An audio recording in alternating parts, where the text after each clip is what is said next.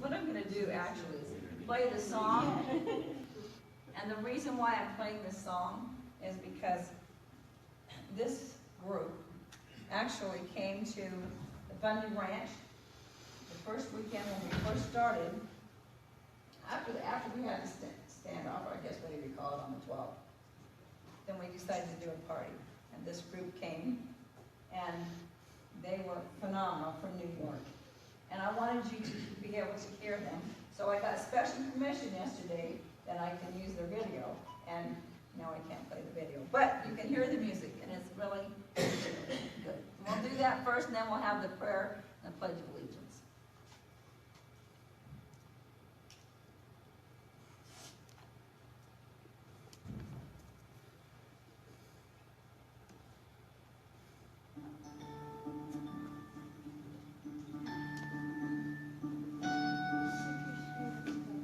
You might want to stand up because we're going to say it's Star Spangled Banner.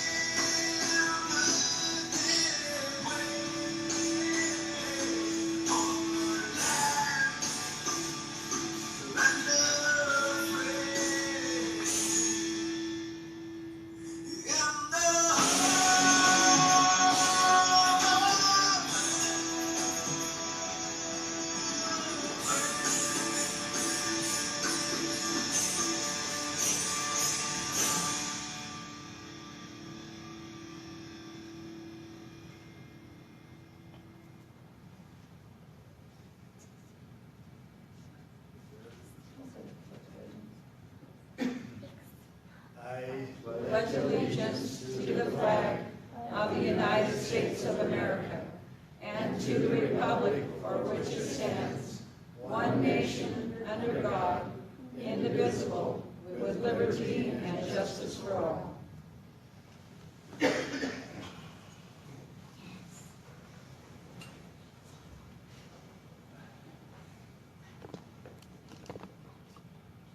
Our dear and kind Heavenly Father, we humbly bow our heads before Thee, Father, in reverence and appreciation for everything that Thou hast done for us.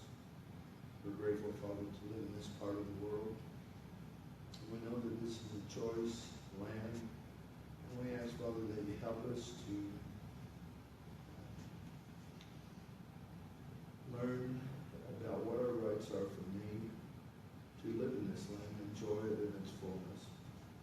We ask that You do with the leaders in our government, Father, that they might be found kneeling down and inquiring on things to make it possible that the people in this land, Father, can be free.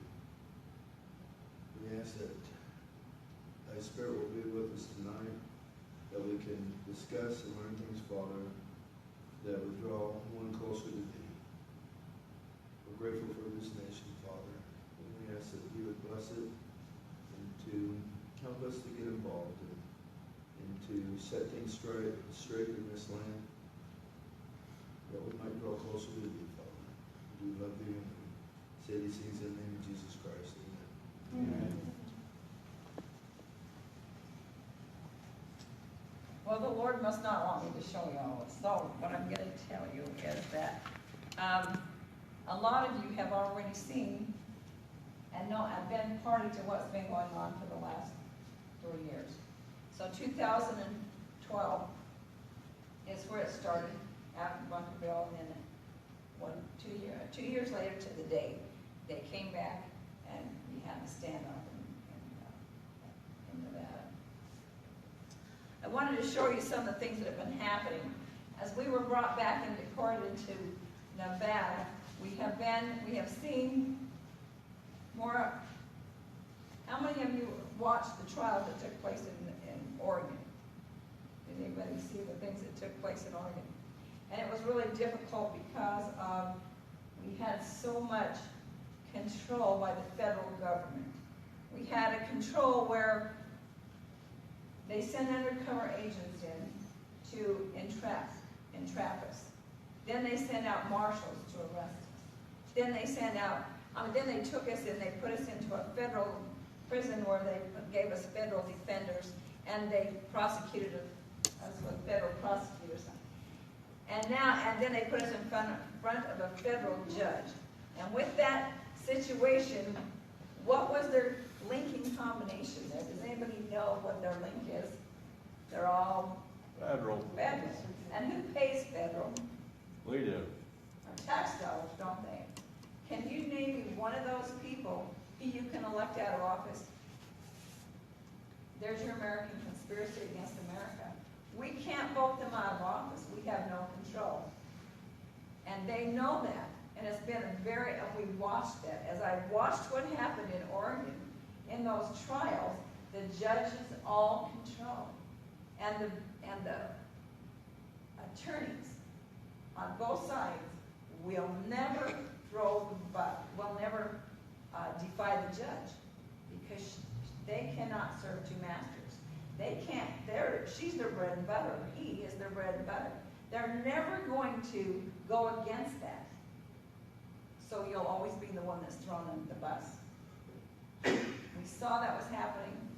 The judge would continually say, nothing happens in this courtroom unless we know about it. So it's always got to be preconceived. Everything is already heard by the prosecutors, by the defense, by the attorney before it ever comes into the courtroom. She says, I don't want any surprises. When I worked with the attorneys, because I did go pro se, and I was able to work with the attorneys, when I did that, what I learned was they are a bunch of liars. It didn't matter, because it's a game of poker. It's whoever can tell the best lie. There is nothing about truth and honor. It's all about who has the biggest ace up their sleeve. and it can never come before the judge because she's there to manipulate it however she wants it or however he wants it. I say she because we had a female judge. We did have male judges and magistrates. And we knew that the only way that we would ever win in court would be by the hand of God. We knew that. And we prayed daily. We had everybody across the nation pray because we knew as we went from day to day the terrible, unconstitutional things that they would do. We weren't allowed to bring a constitution into the courtroom. We weren't allowed to bring media into the courtroom. It was not a public trial. This judge was not a blind justice. This was all about premeditated. Everything that happened was already known before we hit that courtroom.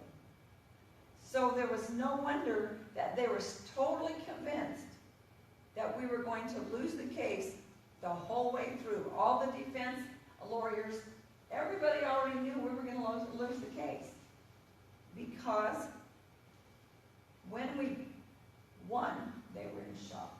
So much shock that the U.S. Marshals attacked and tased our attorney, one of our attorneys, who was trying to defend his client.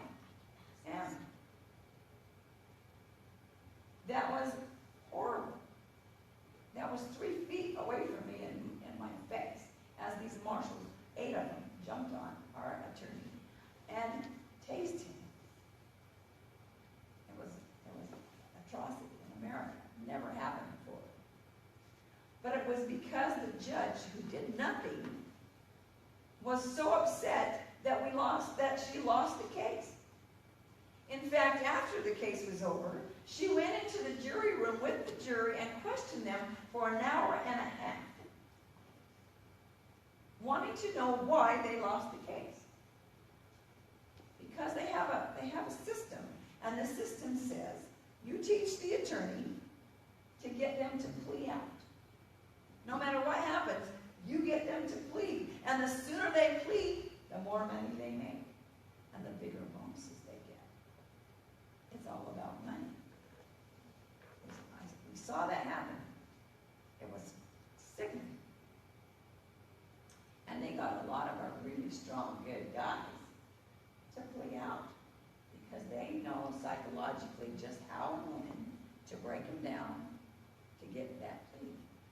And because they don't know the laws and that system, they scare them to death that you're going to be in there for a lifetime. These are young guys, and some of them aren't but they didn't stand the ground because they thought, we got nothing. We don't take the plea. So we lost a lot of them due to the plea. Not because they did anything wrong. They knew they didn't do anything wrong. But they didn't want to spend the rest of their life in prison. Because in that prison, they were also tortured. There was many things that happened to them. So now we move back to Nevada. It took them 3 years to bring it to court. Do you understand why? Because they didn't have any evidence against the Bundys or any of the people there. They had nothing. They had to build a case. And they had to build that case by more undercover agents that were there who are lying. And they put them on the stand and the very first trial, so they broke the trial into 3 trials. They broke them up into 3 trials. And they took the most culpable, they say, which were the men that they didn't even know were there. Till later, they were on the bridge that were overlooking the BLM and all the agents and all the down in the wash who had guns pointed at us. They didn't even know because 2 days later, when they debriefed them after the standoff was over, there wasn't one single agent that said that they were afraid of anyone down there. Now, 3 years later, in the courtroom, they had grown agents, agents sitting on that stand crying that they were afraid for their life. They were thinking about their wives and their families. They were the biggest ever seen. They had already produced a fake video company, Longbow Productions, to try to get evidence of people to say things. Because some of the guys were boasting because the BLM had to back down. Now all of that is hogwash, because guess what happened? On April the 12th, it actually took place on April the 11th. There was a deal already cut that they were going to back off the night before. And we knew about it. The sheriff said that on the stage, and everybody was going to the wash to release the cows. But when we got there, what happens? Armed agents with guns pointing at us. We're behind their doors, behind the cars. And they said, we will kill you. Not arrest you. We will kill you. We said, we'll wait for however many days it takes. We'll just stay there and wait. Because we already knew that the cattle were going to be released. Now they've created a huge trial at your taxpayers' expense. The trial in Oregon was $100 million, the biggest one in America. Now, if people understood what that means, when the outcome of this trial occurs, because it starts in Bunkerville, it makes the difference of the whole nation. This trial is absolutely paramount that they have to win.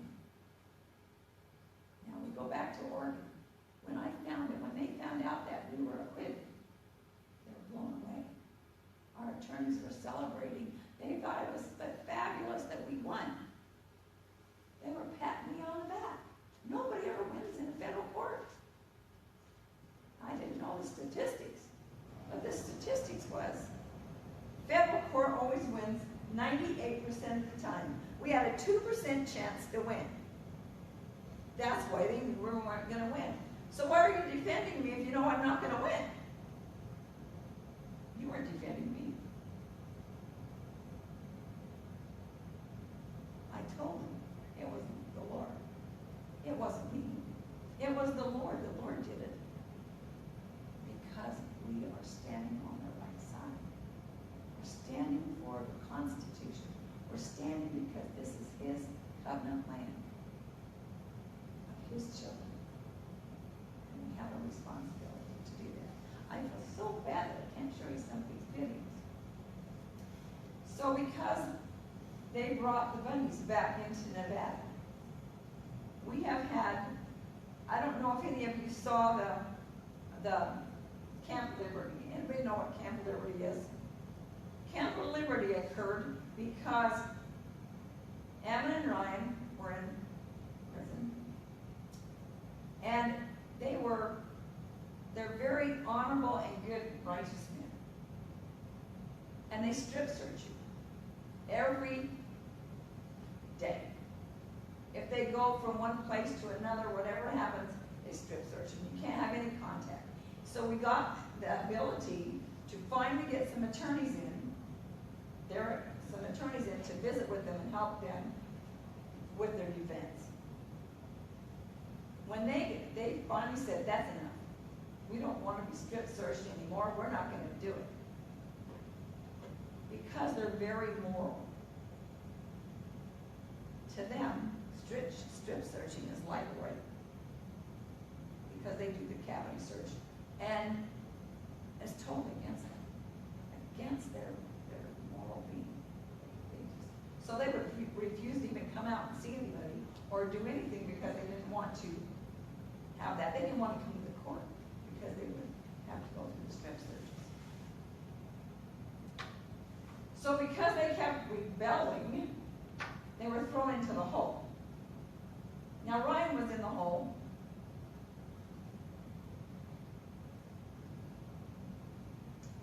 And we filed a lot of papers and got the warden fired, and because they're in a prison that's called CCA, which is a private-owned prison. We have our very own FEMA camps in the United States.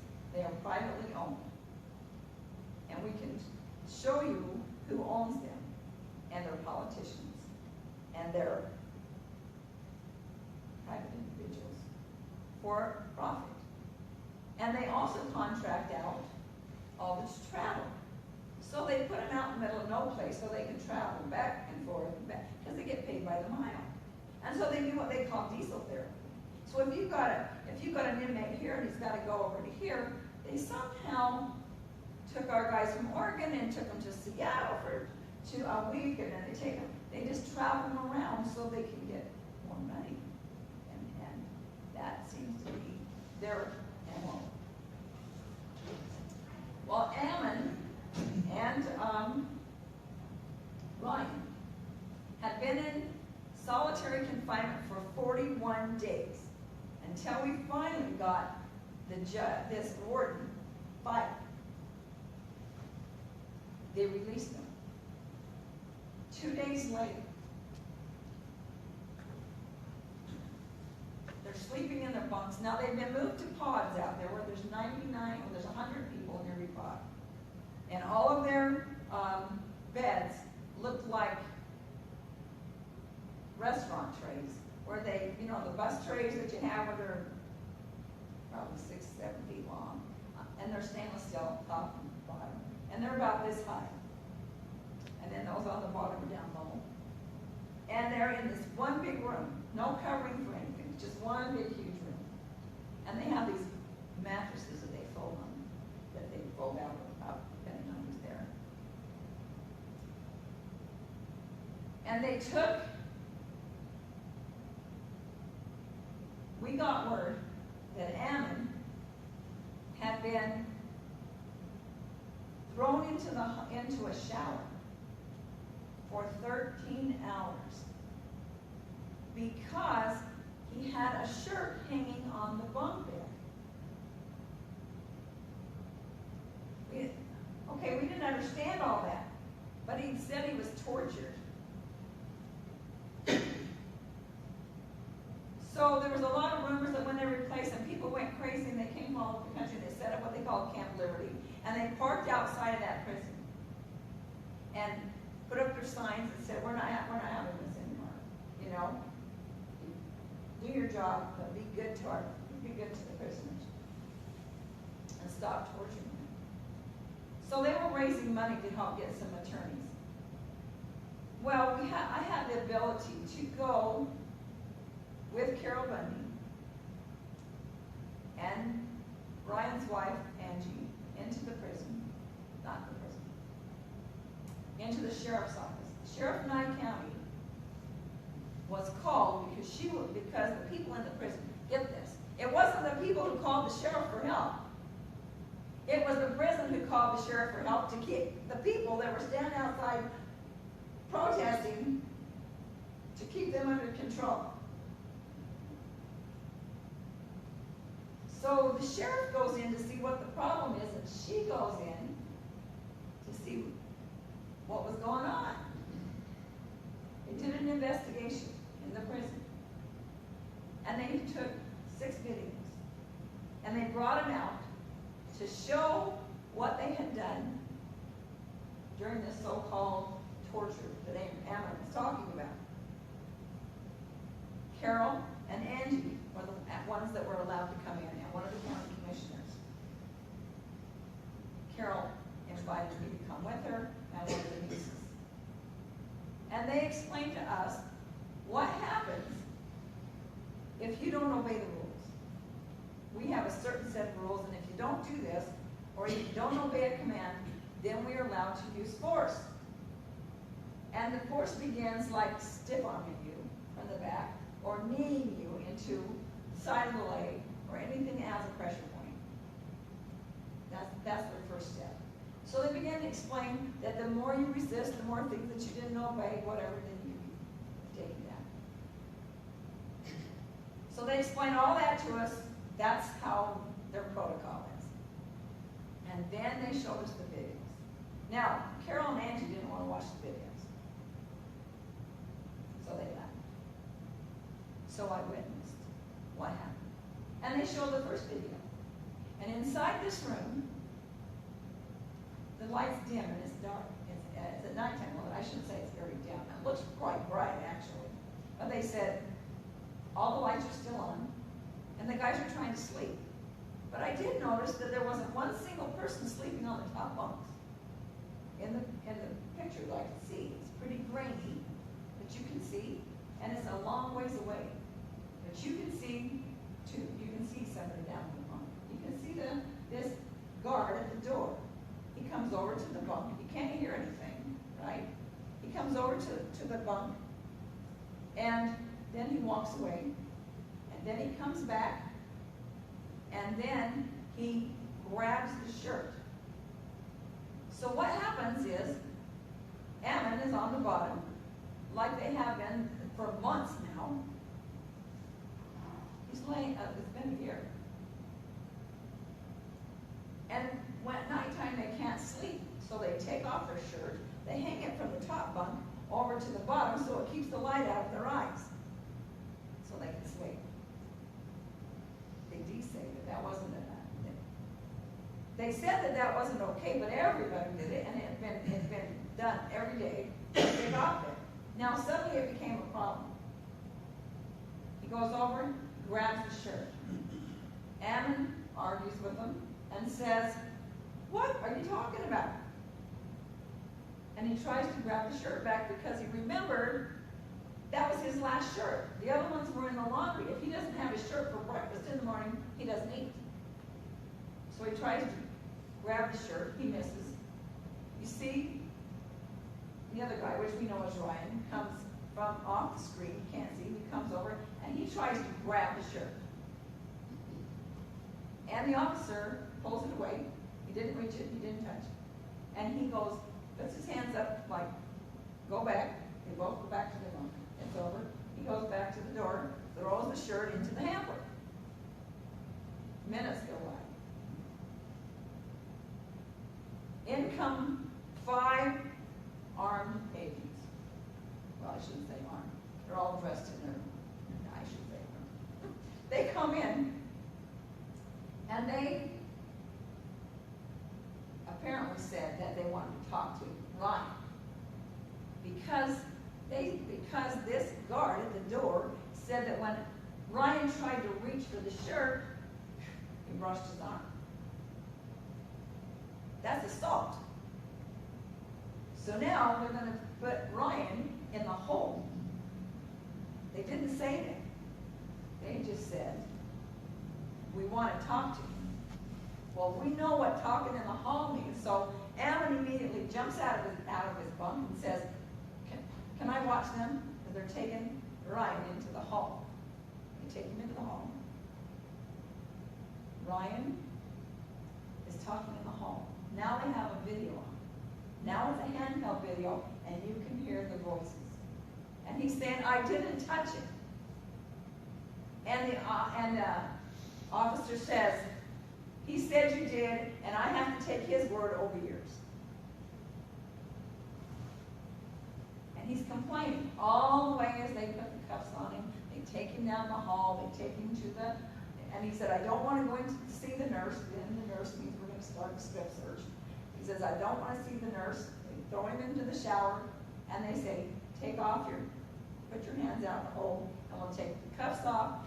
They hand him another outfit. I call it the dunce outfit because when they put them in the hole, they have to have a separate outfit so that if anybody sees them, they'll know that they're in the hole. So Ryan goes. Never stops talking, but he goes. He's complaining. Ammon is upset. He had asked permission if he could go to the window and watch what was happening with Ryan to the guard at the door. And he allows him to go look out the last window. And he sees Ryan being taken down the hall, back to the hole that they just spent 41 days in. 41 days. That temperature is 60 degrees in there. All the time. It gets so cold in the hole that they have a vent that blows right on him on the bed. He took off his shirt one day and stuffed it in there. They gave him 2 more weeks.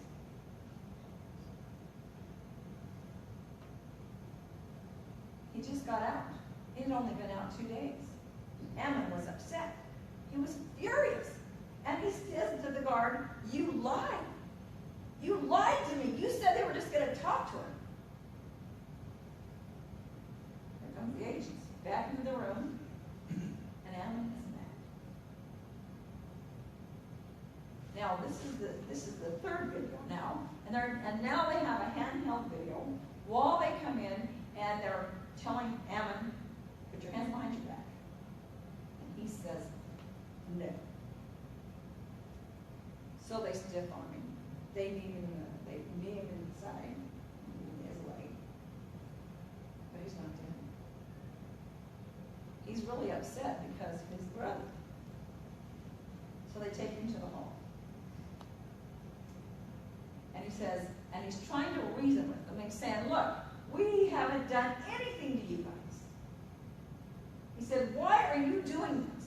And he puts his fist up underneath his neck like this so they can't put the cuffs back on him.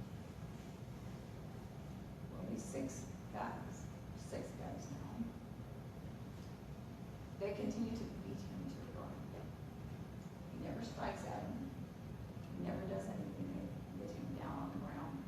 And they have knees in his back and on his neck and everywhere where his hands behind him. And he's all the time trying to reason, why are you doing this kind of stuff? When they pull him to his feet, he's still furious. And he says, my family has done nothing to any of you or to anyone. All they've done is help. We've fed families who didn't have any food. We've helped people. People who didn't have meat, we brought it to them. We have done nothing but help people. And you came to our country. You came to our land, and you did it to us. Why? And he starts to yelling through the windows up in the little cells that are pushing down the hall, saying, and I have to love this because only Ammon would say this, because nobody else would say this. But he said, you are just a little creep. Creep! There's a creep, you're a creep. And I thought, that's not what anybody else would have said. And when you're that mad, that was the worst you could get. That's the kind of man he is. And they took him and they put him in this little shower. And it was so he would not put his hands out to have the cuffs removed. Well, Removed or put back? no, removed. They would take him off and have him put these other clothes on and other things. Well, anyway, that's what they show you. So they show you these little clips. Here he is. And they come back and they put the video recorder on, and he's in there and he's not going to answer them because they're saying, well, just put your hands out here. We could do this. And so they only show that 2 times that they come back. Well, let me explain something to you. They show 6 little clips, and it is a handheld video, Bible, or handheld. What happened during the rest of that time? When Ammon says that he was being tortured, that the cuffs were on his feet so tight that his feet were bleeding, we never saw him with the cuffs on his feet. Even when they had him on the ground, we never saw him. When he's trying to walk, we never saw him. When they get him in the shower. When he said, I was there for all these hours, I didn't have any food, I didn't have any. And he said, and of course he had to go to the bathroom. He goes to the bathroom and he's soiled. He can't do anything, and he's standing in this little tiny room. He can't turn on the shower, because if he turns on the shower, it could wash down the drain, but it's freezing cold. Who's taking a shower at 6 degrees? When you saw him the first time when they put him in, he was standing up. The second time he's standing up. The third time, when they go to take the picture of him, you can't see him. He said to them, they said, we could get you into a comfortable place, which meant they were putting him in a hole. I don't know if that's comfortable. He said, you can come and put me right back where you found me. I'm not going to fight you, but I'm not going to help you. You're going to come and take the cuffs off and put me back where you found me. So they come hours later, and now they didn't tell you the part where they told him he would be there for 72 hours. He said, I would never live for 72 hours. His arms, if you've had your arms pinned behind you for that long, your shoulders hurt. They had dislocated this shoulder.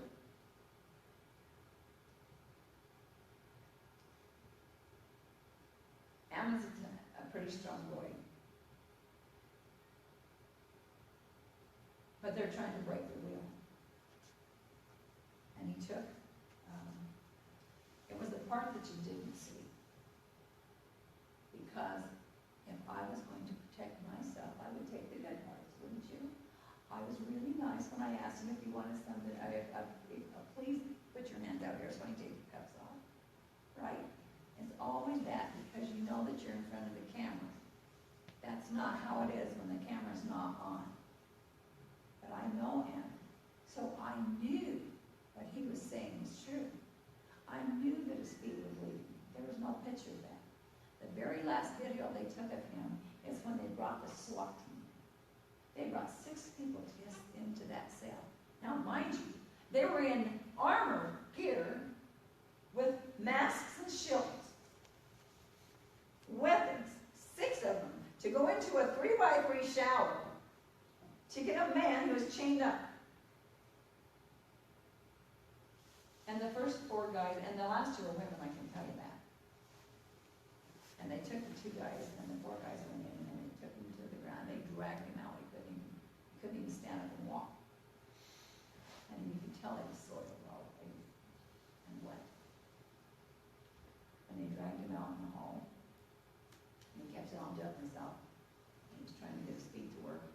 And he came out, and they put him into the hole, where they laid him face down on the floor and stripped him naked and left him lay. That's after 13 hours in freezing cold. I'm telling you this because what we see and what we hear is not what's happening. We can't possibly know the atrocities that they're doing to our people in these prisons. I think the Lord has allowed us to see these terrible things that are happening because we can see the wickedness of the judges. We can see the wickedness of the attorneys. And what's the answer? How do we solve this problem? How do we win? I am here to tell you that we are not going to win. The first trial was horrendous. They should have acquitted him. They all marked not guilty. And they asked the judge twice to come back and explain to them what a conspiracy meant. And because it was so confusing, they put an X through their acquittal and left it a hung jury. Because they didn't know. That's why it's our job to teach the people what jury nullification means. Jury nullification is that you can try whether that law is constitutional or not, whether that's a good law or not a good law. You can stop the judge from doing those things. But nobody knows it. We've all been dumbed down. We don't know what our rights are. And in the last couple of months, I have come to learn many things. And I want you, I have a special guest here tonight, and I want him to explain to you something that is happening right now that is working. Shawna, Yes. I heard the video on Sheriff Mack. How did they get him to say that stuff? Wayne, I'm going to do that right afterwards when we do some questions, and then remember that question because I would like to explain that to you. Okay? On August of 1986, Joaquin de Moreta came to our beautiful land of the free and the home of the brave, our United States for America. On September 1999, Joaquin took the oath to defend our Constitution against foreign or domestic enemies. On November the 9th, 2013, Joaquin was elected by we the people as common law grand jury administrator within the supreme law of the land, Magna Carta Clause 4 and 5. There are websites here, but I can't show them to you, sorry. The oath as a common law grand jury administrator is as follows. I vow to the governor of the universe, in my capacity as jurist, to ensure that all public servants uphold the U.S. Constitution and Bill of Prohibitions or rights, and to carry out all of my deliberating under natural law, principled under justice, honor, and mercy, and to strictly adhere to the following two legal maxims. 1. Every right, when withheld, must have a remedy, and every injury its proper redress. And 2. In the absence of a victim, there can be no crime. Corpus delicti, the state cannot be the victim. We have a problem. Who is the victim? Everybody lynched. And Oregon, now here, who's the victim? If there's no victim, there's no crime. Who's the victim?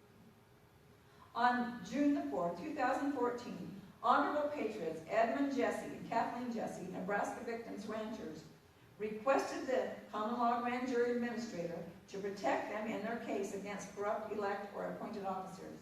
On June the 18th of 2014, statewide common law grand jury for Nebraska ordered motions to dismiss the criminal case number CR 14-07 and number CR 14-08.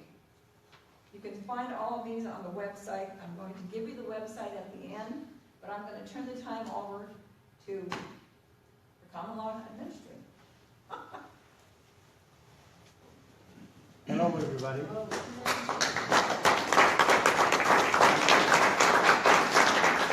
Thank you, Shawna, for your courage to stand and to fight all these corrupt officers to secure the blessings of liberty for our posterity and children. I have a good news for you. And that is that you have a treasure. Better than gold. But you don't know what it is.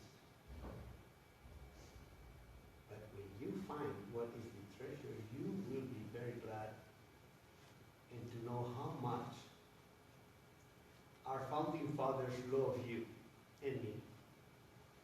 Because this corruption that we have, they also had that. And they thought about you. And they said, what can we do to secure the blessings of liberty for our posterity? Because this corruption is going to happen again. After years, the elected officers or appointed, they don't want to finish their career. They want to keep going forever. Yes, ma'am. Could you come and stand right here and us turn the chairs around so we can hear you? Can you all hear him? You're fine. I can talk a little bit louder. Okay, could you please? I Okay. really appreciate it. Thanks. Well, to make that story short, when that corruption happened, it was on June 15, 12-15, when our founding fathers decided to fix it. It's better? And they wrote a contract with the rulers of the world. At that time, it was the king, the boss, and the people, the slaves. The king and his sheriff, the governor, the judge, everyone who was in the government, they abused, because it's like today. You go to the court, and the judge only knows one word: denied, denied, denied. When you speak, it's denied. When the governor, when the sheriff, when the prosecutor approve, move on. Everything that they said, like today in the courts, goes for. Everything that the defendant says and the lawyers is denied. So that happened on that time.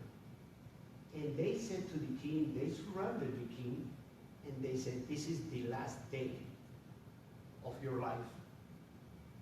You and your wife and your children are going to be killed. Because when somebody want to get married, prior to the week, the sheriff come to the groom and to the bride and say, you're going to marry on Sunday. We heard that. But then on Saturday, the bride need to come to the castle of the king and spend the night with the king. And the people were very tired. So that's why they surrendered him. And that time the king said, well, wait a minute, let us make a contract. We are going to write the contract that this will stop forever. And this is the rule how shall be justice administered to the people. You are going to take 4 administrators, somebody commit a crime against you, against the people, you're going to take 1 administrator and he's going to find out the truth. That administrator is going to make a presentment if there is a crime. Okay? And from there, after the presentment, if the sheriff of the judge don't want to amend, that administrator is going to call 21. And that 21 is going to be, the 25 is going to be the grand jury. Okay? So, how I was elected as administrator, we are going to do a test with you. Okay? I called, when I find out in 9 years that I could not win in court, I was taught in Spain, in my school, about the Magna Carta.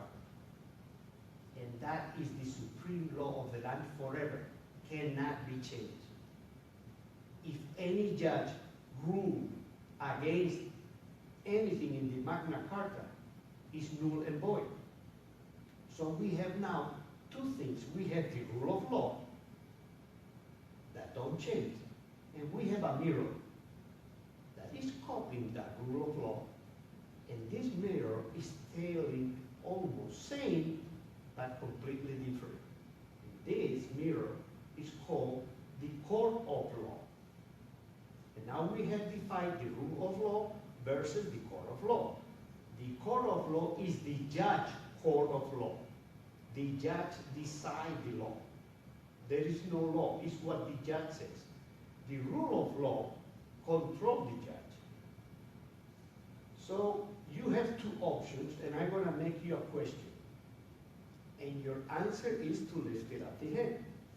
So I called in the library to the people in my county, and I said, we are going to restore the rule of law, going back to common law. Instead of the judge deciding the case, it's going to be 25 people, like the law says, selected at our pleasure from our friends in secrecy.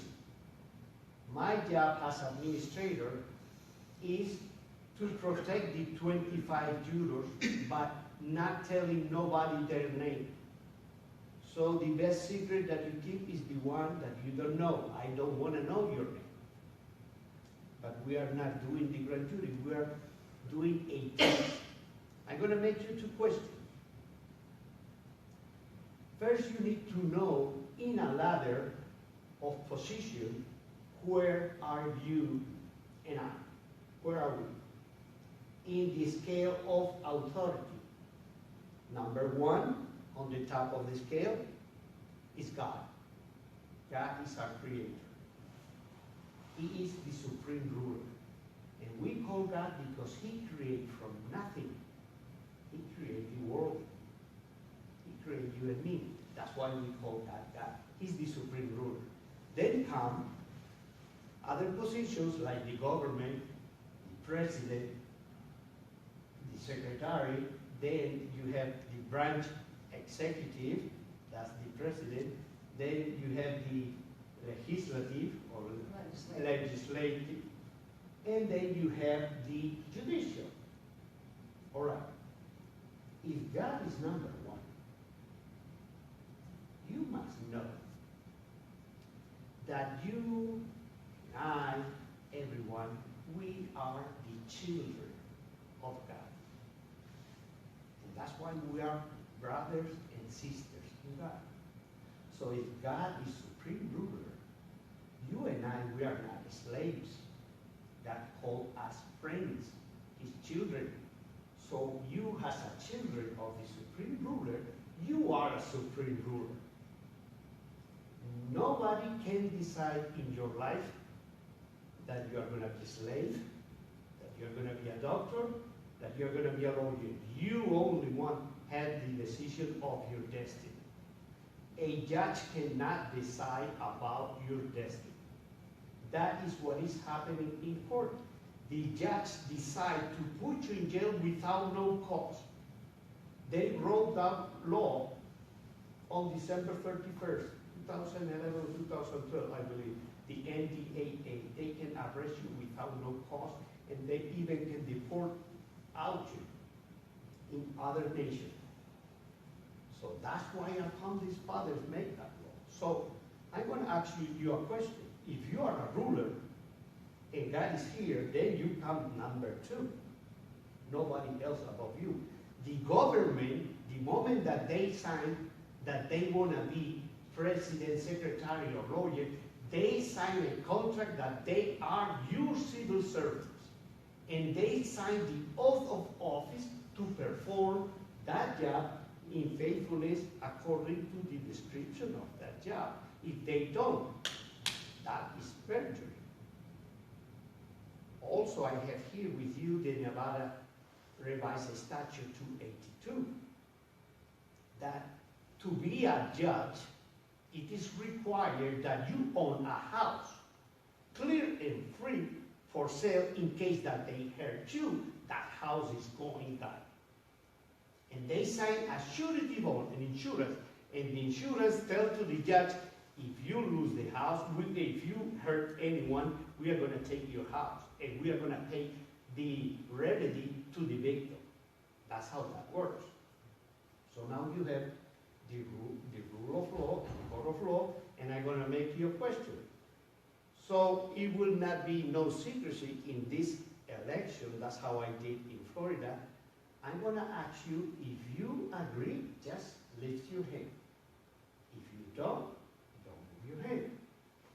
So the 2 questions is about, do you want to have the grand jury according to the rule of law, Magna Carta, where when we have a problem, we call 25 of our friends, and they are going to decide the case, your friends, where the crime happened. So if you agree that your 25 friends decide about your life in your case, lift up your hand. Look around. Almost majority, okay? Now, if you want, in the other side, the judge decide your case, one person, and you cannot argue with him or her, lift up your hand. Look around. Congratulations, your common law grand jury is reestablished in this county by majority. That's how I did it. I notified before the elections the marshal in the United States. And I told, come over, we are going to have this day at this hour the elections to decide to restore the common law grand jury in St. Joe's County. The people came, they approved it, I took the papers, and I filed it in court. And they started. It was approved. The ranchers that she mentioned in Nebraska, they were arrested. They lost 20,000 acres. They lost all the machinery. They lost 1,000 herd cows. They took 80,000 cash from the bank, and they put them in jail. So they called me, they heard about the common law grand jury, they called me to help them. I was in Florida. And I was fighting for half acre. And I thought that I was the most miserable guy. How come they can take half acre? But when they told me 12,000 acres put in jail, and they have decided to put them in a sanatorium for dementia, they said, what do you need to help us? Come over. I said, well, I have my business, engineering, I'm fixing the things, I'm paying my bills because I'm fighting the 7 lawyers that they took half acre of my land unlawfully. But your case is really serious, and in jail, I gotta drop everything and go and help you. Find me a room in a barn and I will go, but I don't have no money. They managed to pay the trip, to give me a room in their house. I convened the grand jury, the 25. And they were following instruction from another person and making IDs as a juror. You can't.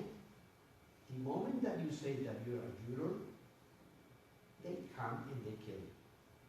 Or they come and they take all your possession. That's not how our founding fathers decided. It was in secret. They know everything about me. My name, my ID, they know even how many hairs I have. That's good. You cannot be anonymous. You gotta be somebody that is the voice of the grand jury. That's my job. And when the grand jury tells me file this bill, I go to the court and file it. And when they want to know where I live, where I put my hat, that's my home. And I normally put it in the home of the victim. Anything that you want to say, send it to the victim, because that's my house. I went over there, we took the case, and I wrote an order to the judge that I have here if you want to see. And the grand jury demanded to cease and desist the 2 cases, the husband and wife. I wrote the order, sealed it with the seal of the grand jury, filed it in the district court. We have one judge that is honest. I think there is only one. That judge signed the case to dismiss husband and wife and ordered the prosecutor to pay the damage. That was a victory. Since then, I am fighting from Nebraska, then the thing happened in Oregon. And they told me from Florida and Oregon, you gotta go to Nebraska to Oregon. I went over there in emergency with 1 shirt, 1 pant, and run. And when I arrived over there with my car rental, I tried to talk with Ammon. It took me long. I met Shawna. But somebody went before me, claiming that he was me, and he was with me, and he was doing a lot of crazy things. And the people don't trust him. So when I went over there, they knew I was coming. That person is the first one that met me before the refuge. And he's the one who brought me to the refuge. But he already told everybody that I was with him, obeying his orders, that the grand jury was with him. When I find out that, in front of Ammon said, hold your horses. The communal law grand jury, 25 years, don't have nothing to do with it. But Ammon did not want to talk with me. Neither right. So, when they don't want to talk, they don't want to help. The most important thing that God gave us is liberty, freedom. When He created you and me, we are free. And He handcuffed. God handcuffed His hands. He will not do nothing because He promised you freedom. We are free to choose what to do. The only moment that handcuffs come is when you say, please, God, help me. Now I help you because you ask. That we need to do with everybody. When Ammon don't want to talk, I got to respect. If somebody want to go with a lawyer, God bless your heart. I fight in 9 years. You never win with a lawyer. But then when I told Ammon that I was leaving, I cannot defend him. He heard God in his side. That's what he said. And he said to him, don't let him go. Then Ammon want to talk about what happened. I show him the fruits. By the fruits you will know the tree.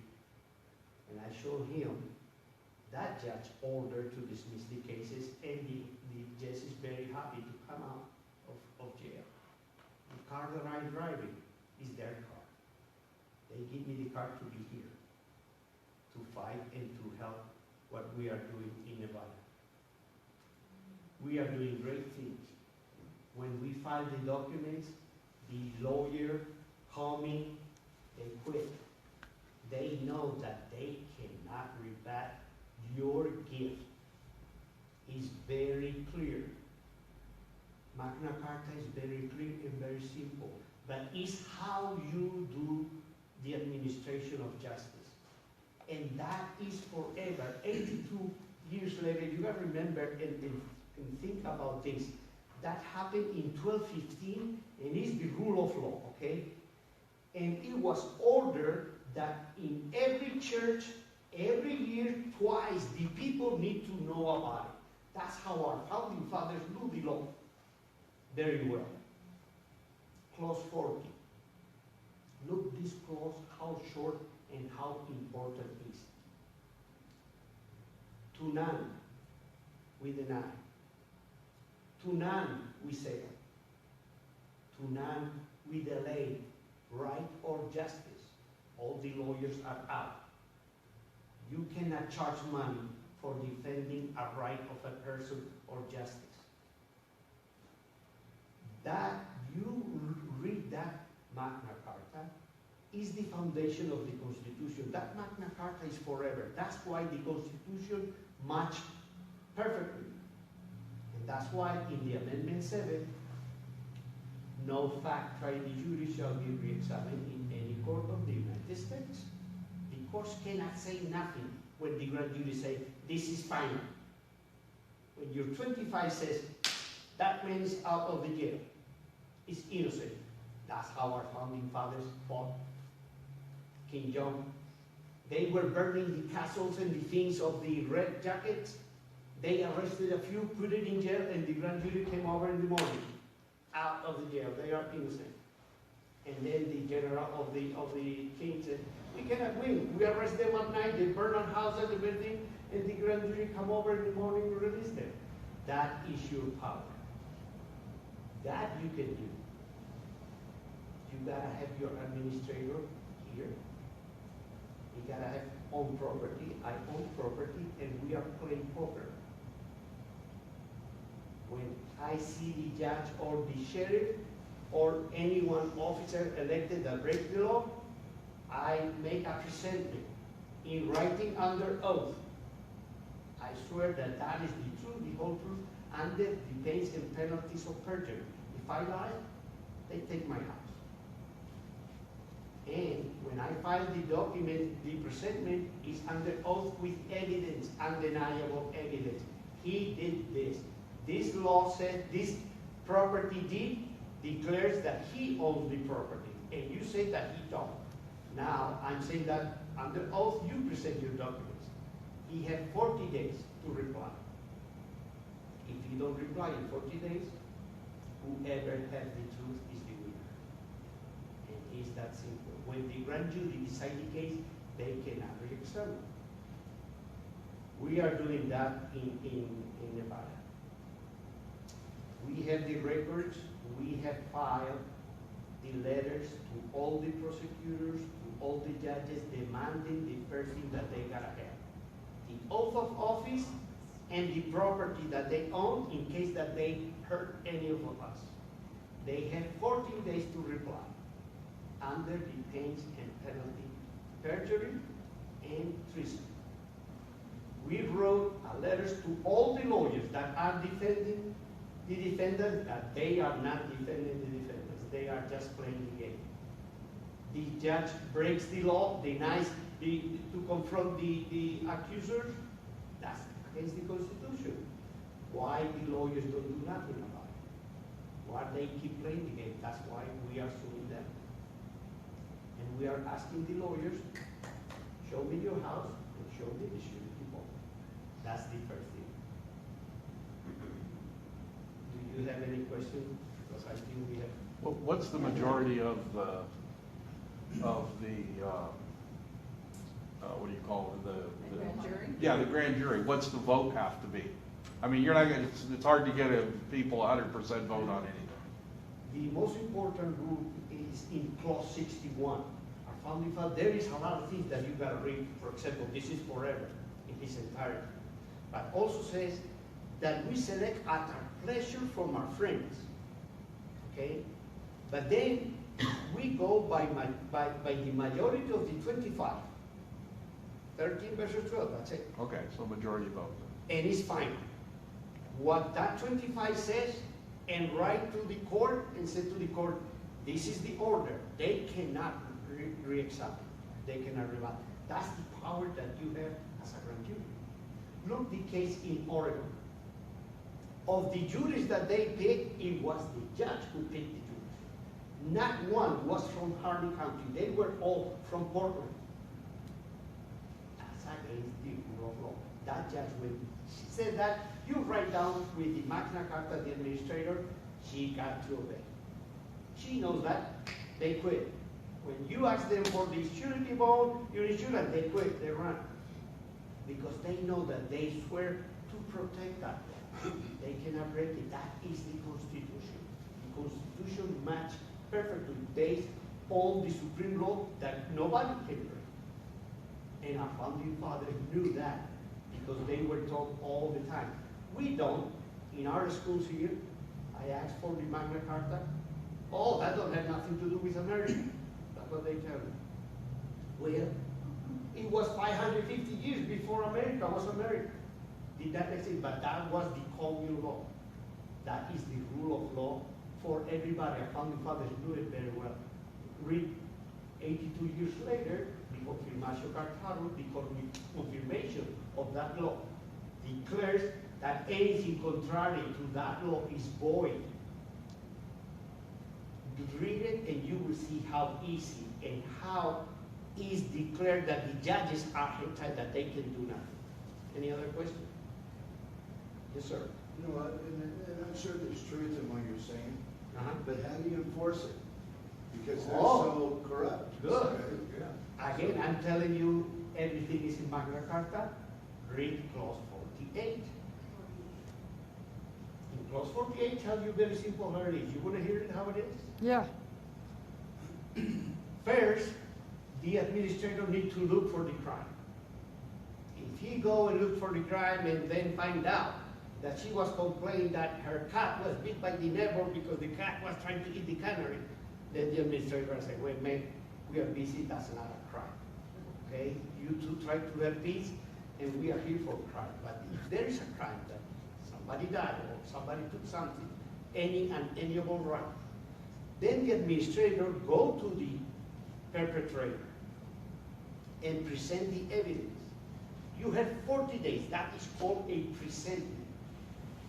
Remember, Amendment 5, you hold the Fifth Amendment. You should not incriminate yourself. You should not declare against you unless, except in the presentment or indictment of the grand jury. When the grand jury makes you a presentment and tell you, you commit this crime, now you have 40 days to clear yourself. So we will discern if you are innocent. If you are, we will declare no bill. Ignoramus, he's innocent. You don't touch his hair. Whoa, wait a minute. Go The ahead. way you just explained it, you said you've got 40 days Yeah. to clear yourself, so that is guilty until proven innocent. No. He had 40 days to explain the case.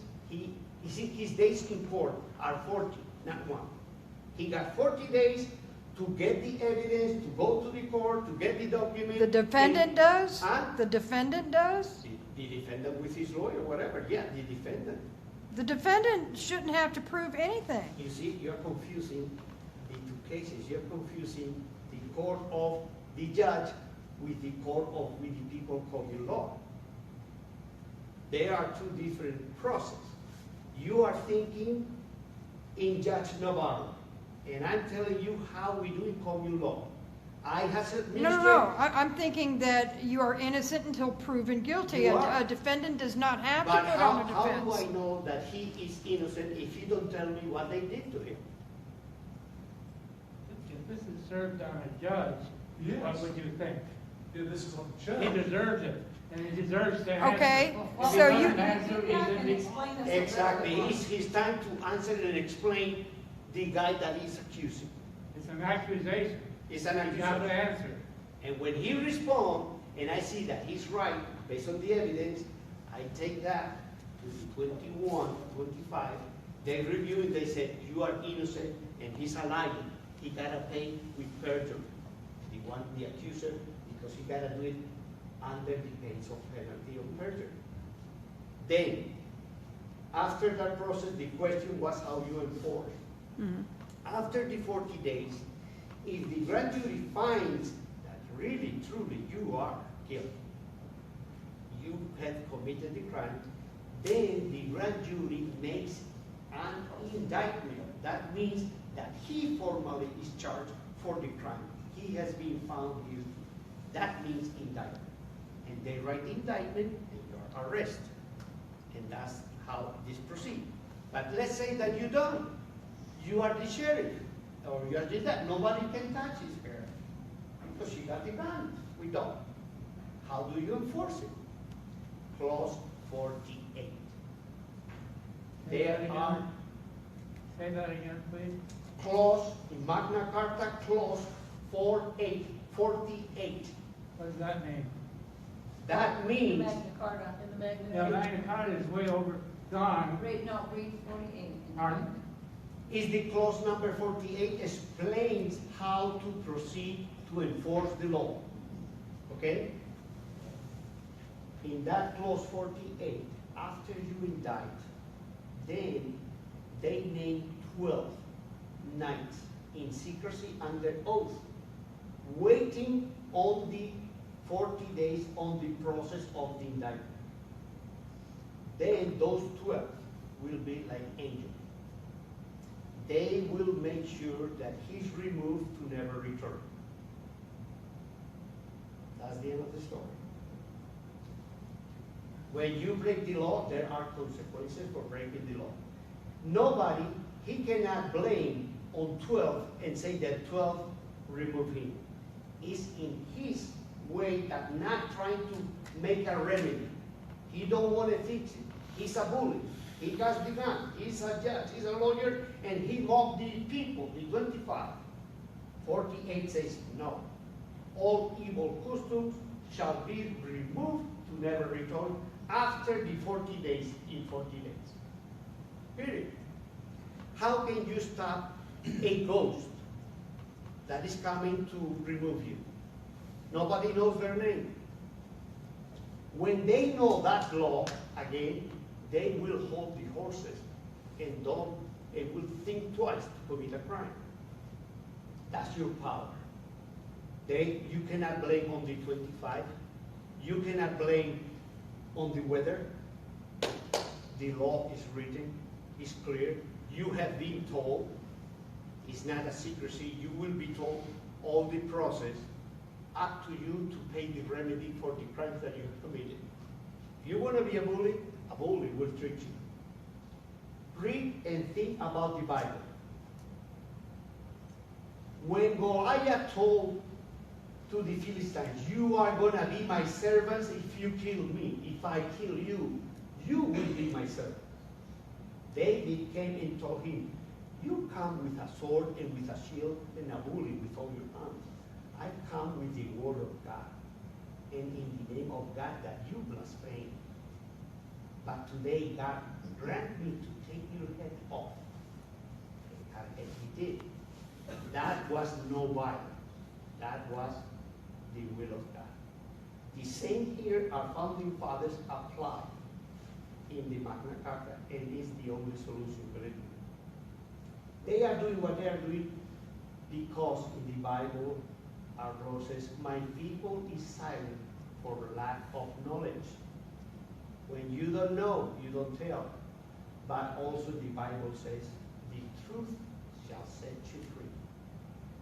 And when you tell the truth as is the truth, and you do it and you proceed according to the rule of law, as we are doing, watch, they are running. Go to the website and you will see over there all the documents with the people of your law and duty.com. Okay, I want to explain it to you. Pick country. You have a question? I have a question, two questions. First of all, you said concerning Bundy and Nevada, they have 14 days to respond now, from now? The lawyers. The lawyers? You will go to the website and you will see the letter, the document, and the request. And have you had this ever fail? This Fail? approach, have you had it fail? No, they always keep quiet. They never say a move. Because if you read in the felony crime 55, the FBI wrote to the governor, to the news media, to everybody, do not give the forum to the Ammon Bundy family by talking about what to do. Don't say nothing. They breached the Constitution, freedom of speech. The media was not allowed to say what was going on. It was approved by the FBI. So they don't say a word about what I'm doing in 14 years because they know that this is the only way to work. Okay, I'm going to show you something. When we go to a case, when we're charged with a crime, at the top of it, when you're indicted, or when you're charged, at the very top of the page, what does it say? Well, this one says we are the people.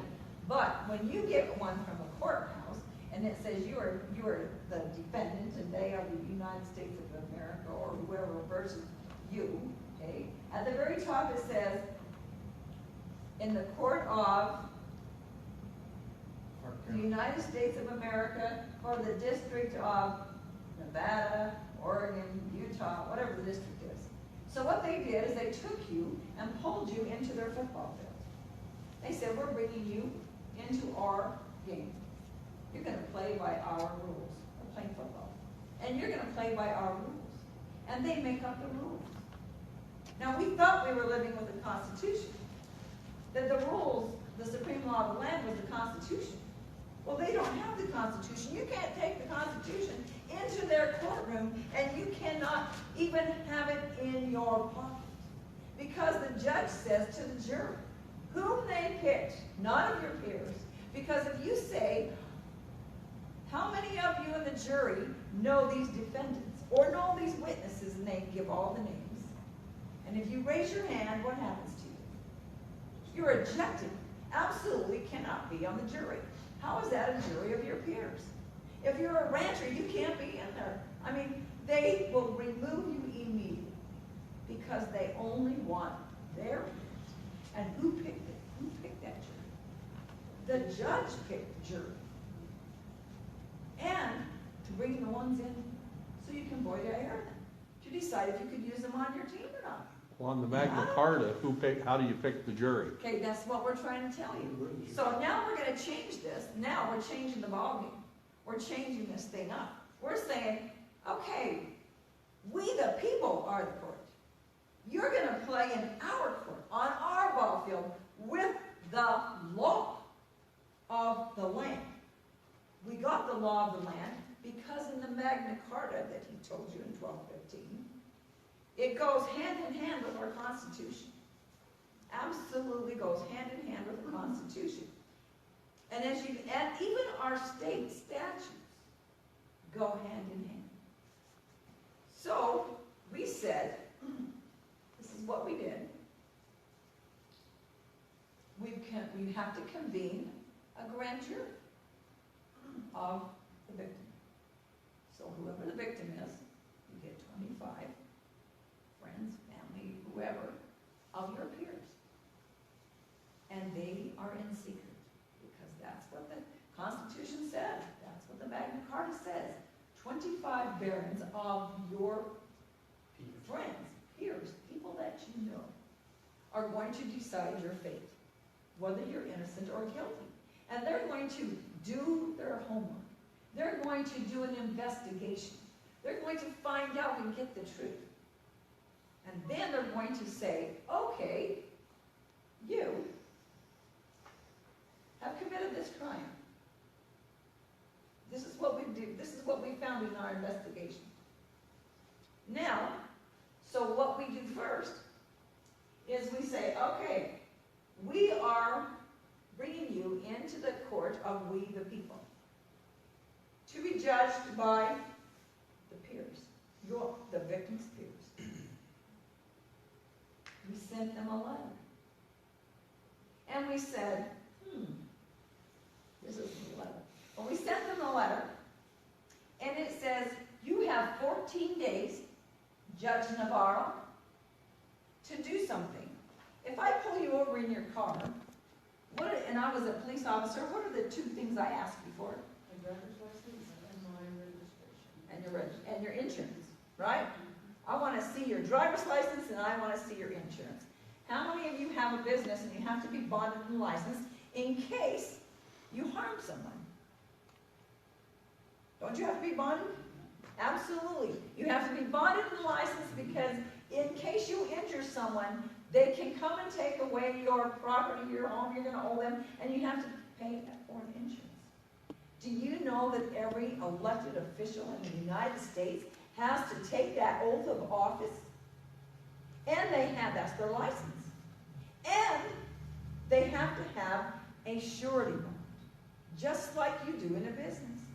Every elected official and every employee. Because if they left the sofa on the floor at the courthouse and you slip and fall, who are you going to sue? They have to be bonded. So all we did was write a letter. And we said, Judge Navarro, Prosecutor Meyer, blah, blah, blah. There's a whole bunch of them. We sent them a letter. And we said, give us your oath of office and give us your surety bond. We want to see it. You have 14 days to show us. That's what we sent them. We sent them a letter, said that. Has anyone produced them? By we the people common law grand jury. When did you send a letter now? Some of them went out this week. Some went out last week. Okay? On the So 17th. we have some that are coming due right now. So So what's what gonna we did- happen if they don't come back? You are not Okay. officer, you're not a judge. Now wait a Sorry. minute. So here's what we did. We went, because in Nevada revised statute and in every state, I'm going to tell you that in the law says that you must have your, where's the iron on this? You got it? Oh, here we go, because it's not highlighted. Okay. So in the Nevada revised statute, we went to the courthouse. Because it says in 282 and 10, oath of office and bonds of officers when terms of the office begins, they have to, all officers elected except senators and members of the assembly shall qualify and execute and deliver their official bonds when required as provided in this section prior to the Tuesday after the first Monday in January ensuing their election, have to be bonded, okay? Shawna, honey, turn this way so that they can hear you. Oh, sorry. They have to be bonded. They got our own house, it Okay. says over there, clear and free for Oh, sale, I'm trying to find for it. assurance of their performance of job. And that's Nevada. That's Nevada 282. Every state is the same. I got it in Florida, and I found it in Oregon, and there is in Nebraska. Okay, and the official bonds of all county and township officers shall be approved by the Board of County Commissioners and filed and recorded in the office of the county clerk of their respective counties. Okay, so if they have it, it has to be in the courthouse. The county clerk should have it, right? I want to see your bond. We spent 2 days in Nevada, going from office to office to office to office to office. They sent us around in circles. We don't know where it is. We don't know where it is. We don't know. Well, we never heard of that. It's new. Wait a minute. Here's the law. Here's the law. Read the law. This is what it says. You're supposed to have it here. Where is it? Yeah. So finally, we got a name and a number. We got We the called the clerk's office. And the clerk of the county clerk, of the secretary of the county clerk, said, oh, I don't think we have that. We said, you got to have it. Read the statute. NRS 282. She read it. Oh, let me check. Let me check. I think we have that bond. I will email it to you. went back to my computer. Within less than an hour, she sent me a copy of the bond. You got the policy number. So that was the bond, we got the policy number, we got the company. And it covered all the elected officials. Then we said, oh, we need one for all the employees. She sent me the copy of all the employees. She said, in all these years, I've only been asked for that one other time. One other time did anybody ask me for that? It's supposed to be filed in every county. And we said, where are the oaths? Well, she said, it doesn't say they have to be filed in the clerk's office. You're right, it doesn't say that. So where are they? Some of them are in the clerk's office, and some are not. She said they might be in somebody's desk drawer, they could be wherever. But they had 30 days from the time they were elected into office or hired to have an oath of office. They took an oath of office, right? So we asked, where's your oath of office that says you will uphold the Constitution with fidelity? Where does it say that? I want to see your oath of office. That's all we asked. Look, I'm asking for your oath of office and your surety bond. No difference than if you asked me for my driver's license and my insurance. Guess what happened?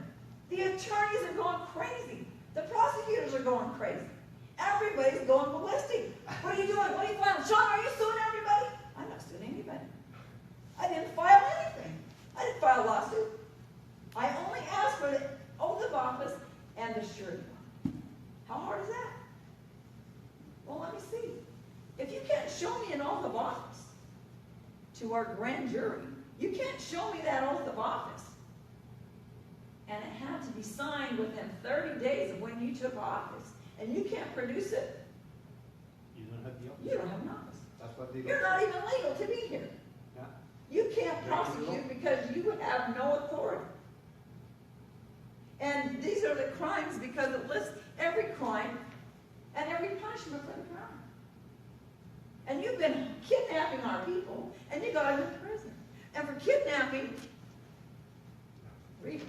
For the kidnapping and is life in prison.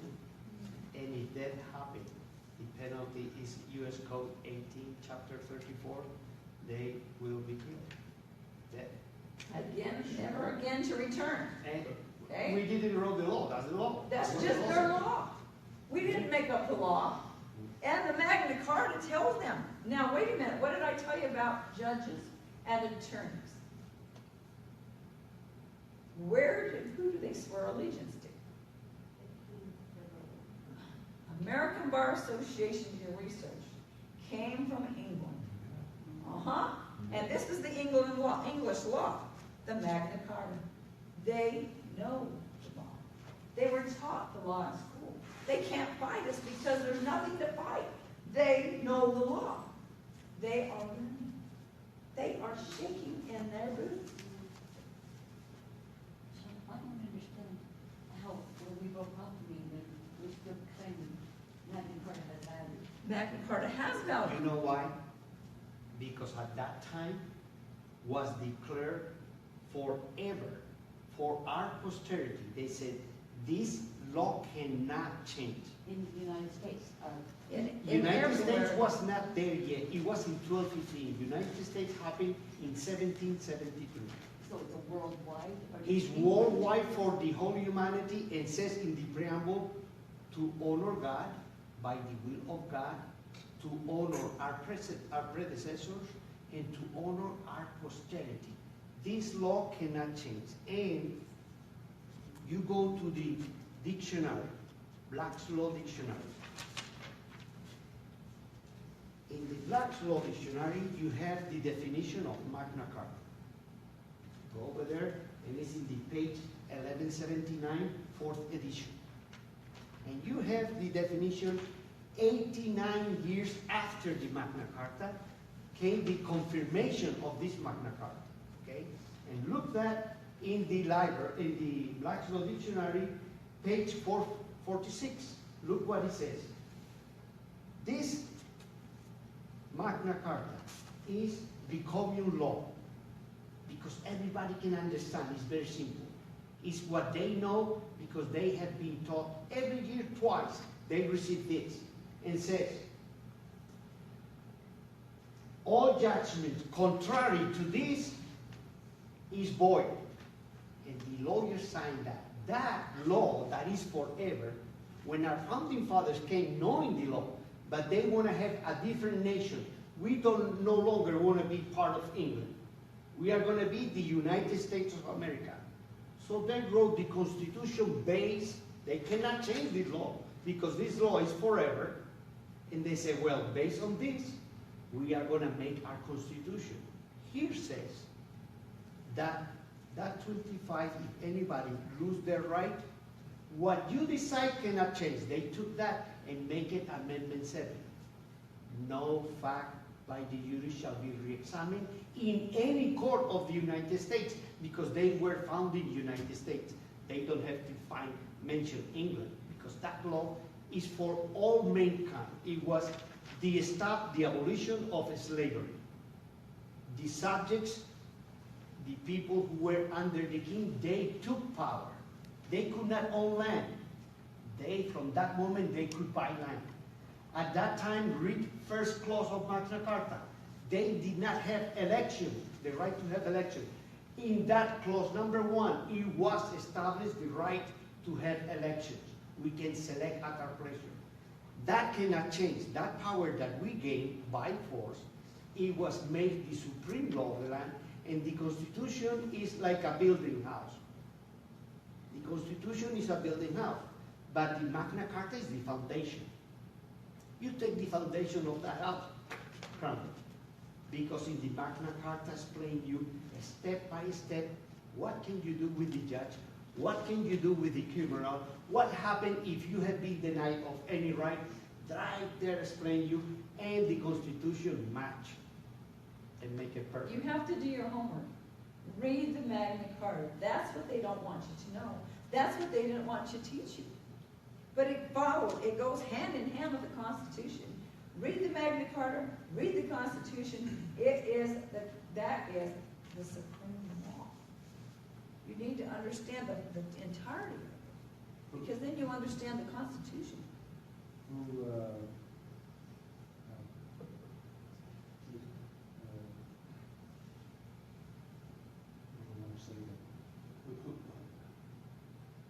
Who enforces it. Well, that's what he was explaining to you. The knights. Now, I'm going to explain it to you like this, okay? Well, let me explain it to you like this. About 15 or 20 years ago, I don't know how long it's been, in the middle of Phoenix, they had a big problem. Because all the people who lived there at the beginning built their houses in their city, and their children became well off. They built houses further out, and bigger, and better houses, and then land expanded. But nobody wanted to buy the old houses in the middle of the city. And the old people still lived there. So they were retiring and getting old, and there was a group of people south of the border who decided, maybe they weren't even just all south of the border, but at this point they figured they were, had come across into the United States and found the weak spot in the city of Phoenix. And they would, every night, were going in to these homes, and they were attacking the old people. They were taking their drugs, they were killing them, they were eliminating them. It became an epidemic, it was so bad. The police couldn't catch up, couldn't keep up with it, they didn't know, but they could map it on the map, they could see what was happening. I don't know if you remember this, but all of a sudden, there was a group just appeared on the scene. And they called them the Avenging Angels. I remember them. Nobody knows their name. Yeah. Nobody knows where they came from. But they went to that place, and they looked at this situation, and they sat in the homes of the old people in the night. They stayed there.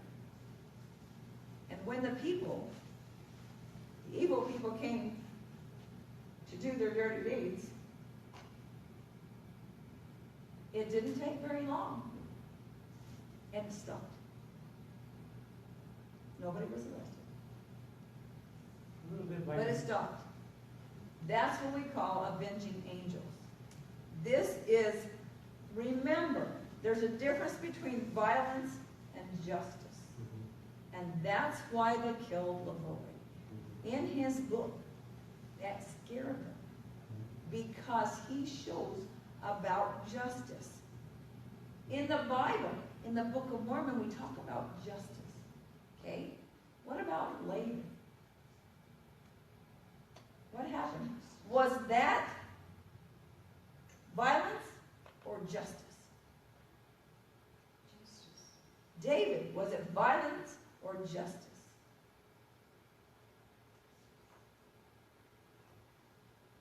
When somebody does wrong, they have to pay the price. It's the people that are doing evil that are creating the violence. It's the justice that has to take place. So when the Lord said an eye for an eye or a tooth for a tooth or whatever, you kill somebody, you have to lose your life. Correct? Because it's justice. Only God can give the mercy. But he says, if you create violence, there has to be justice. In the case that Shawna explained, it's not against the law, because if somebody breaks into your house at 3 o'clock in the morning to kill you, you have the right to, it's called legitimate defense. Somebody's coming to your house and you know that they're going to kill your spouse or your children, and he breaks into your house through the door, not in the yard, but comes in what is your dwelling. You have the right to defend yourself. And you shoot and kill the best that you know. However, and is the law. Now, in Magna Carta, we don't wait until the guy came. We give due process of law. We must serve the individual. We must investigate the case. He must have 40 days to defend himself. So it's by checking what he said and checking what the accuser says, the 25 in honesty, under oath in front of God, they need to decide the surety of peace. They are called the surety of peace. They give remedy because they know the neighborhood where happened the crime. Who better than the neighbors? They know what happened. So those friends, they are the ones who will discern and will say where is the truth. And then the guy will have a time for remedy. Okay? You broke and you took $2,000 from the victim. You damaged $2,000.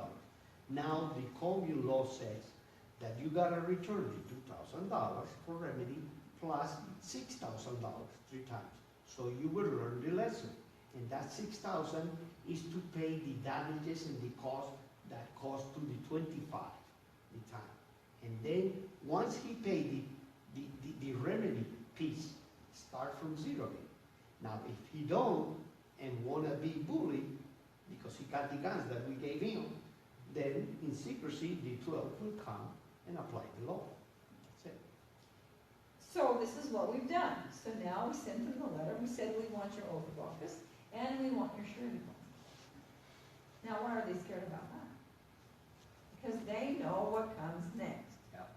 Now the next letter comes out. And the next letter says, here are the crimes that you've committed. You have 40 days to prove that this video that we have is not you speaking. Yeah. This is that you didn't really say this. Yeah. That this paper that you signed Yeah. is not really your signature. All the evidence that we have is posted on the website. We show the videos, we show the paperwork, we show everything that you did to prove the crime from the common law grand jury. This is the crime. You have 40 days to defend yourself. That's why we're talking about you're guilty because the jury said you're guilty. You've been indicted.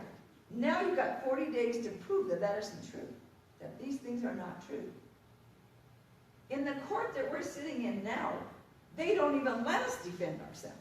We can't put forth any information. We can't bring in witnesses. We can't have a jury of our peers. It is a railroad job. Denied. The day before yesterday, we counted the denials in one day. 50 to 1. So 50 denials to 1 it's not approval, it's called, Granted. grant. Send Anyway, it's 50-1. Now, yesterday, they were at, I think 42-8. But you see what the percentage is, the judge is ruling. The judge won't allow it. We can't use the Constitution. She said, you will follow the law, is what she says to the jury. You will follow the law as I interpret it to you. Yeah. Well, guess what that means? You're too dumb to understand the Constitution. You don't know what it says. We're going to tell you what it says and what it means, and then we're going to make up our own laws in between. And if we don't like what you said or what they did, we just kick you out. And if you come on this stand, and I think you're perjuring yourself, I'm going to put the cuffs on you and throw you in jail. Without trial. That's what she did. She threatened all the ones in the last trial. And we ended up with 2 witnesses. Because she told them that they're all unindicted co-conspirators. You better get away. And in Oregon, they told all the witnesses, because we had 45 and we got 5, she's told them, as soon as they got their subpoenas, the very next day, they sent out 2 FBI agents to every house, to every witness, fully geared to question them. Want to know what they're going to say. Your right is you don't have to talk to them. But nobody knows that when you got 2 armed agents come to your house, knock on the door and say, hey, you're going to trial tomorrow and you're going to be a witness. What are you going to say? Do you think you have to answer them? Most people do. Aren't they supposed to wear a badge when they come to you? Oh, they can have a badge. Sure, they can have, but you don't have to answer them. They have no authority over you. So when I would get the phone calls that they were going through the town of Burns, through the county, and people are calling, they're coming, they've been to everybody's house. I said, shut the door, hang up the phone, don't talk to them. It's not a law. They can't make you talk. Tell them I don't want to talk to you. Shut the door. They can't do anything to you. What's the website that you're referring to? WeThePeopleCommunLawGrandJury.com. One word. WeThePeopleCommunLawGrandJury.com. We All the of the people crimes common are law there. grandjury.com. Yep. And all the crimes are now listed there. Anybody can go there. You can see the evidence that's been put together. And we're on number 58. Crime number 58. So that's what we want you to do. We want everybody to say, this is public. This is a public trial. We have nothing to hide. They hide everything and they won't let anybody in the courtroom, and they kick you out if you have a Tic Tac in your mouth. And if you turn in your cough. And yesterday, somebody was kicked out for the entire rest of the trial because she was counting the jury while they went to the sidebars. They had at least five sidebars a day. That means that all of a sudden they stop the court, they take the attorneys, they go behind the bench, they go back in the back room, and they make a little discussion, then they come out, and then they decide what they're going to tell you. Let me write it down. And they do it in front of the jury. If a jury sees this, and they have a question, the attorney forgets to say to them, they have a responsibility to approve beyond reasonable doubt. But nobody knows what reasonable doubt is. That means if you don't have enough information, you wonder what they're doing behind that bar, and nobody told you, and you have to raise your hand, that means there's doubt. I don't have the rest of the story. I don't get it. I don't know what it is. Then you should have quit, because you don't have to. They didn't do it beyond reasonable doubt.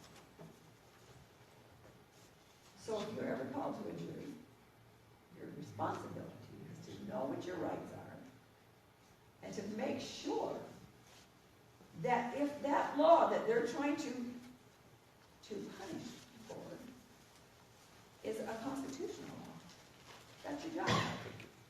You can judge the law and the judge, and whatever the jury says can never be re-examined.